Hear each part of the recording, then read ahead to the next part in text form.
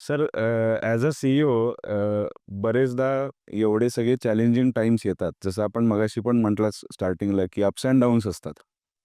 आता banking knowledge तर आहेच आहे, पण त्याच्यासोबत लीडरशिप स्किल्स काहीतरी पाहिजेत. कारण हे चॅलेंजिंग टाईम्स फेस करायला बऱ्याच गोष्टी तिथे असणं आवश्यक आहे. तर असे काय स्किल सेट्स तुम्हाला वाटतात, की चॅलेंजिंग टाईम्सला आपल्याला फेस करायला सोपं जाईल? ॲडव्हर्सिटी इज एन अपॉर्च्युनिटी आणि मी स्पोर्ट्समन असल्या कारणानं बऱ्याच वेळा मी मुंबईला खेळायला जाताना शिवाजी पार्कवरती आमचा अपोनंट संघ मुंबईतलाच असायचा आणि त्या शिवाजी पार्कवरती त्यांना खूप चेअरिंग किंवा त्यांना हे मिळायचं आणि ऑफकोर्स शेवटी आम्ही ती match जिंकायचो.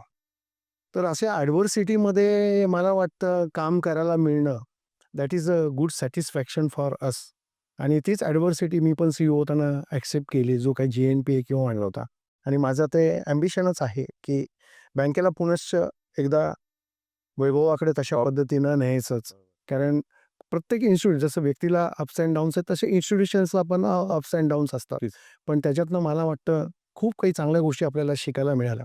So I am always saying की adversity is an opportunity for the people to tap this thing. त्यातनं नैराश्याकडे जाणं वगैरे हा विषयच मनाला चिवला पण नाही पाहिजे, असं मला वाटतं. उलट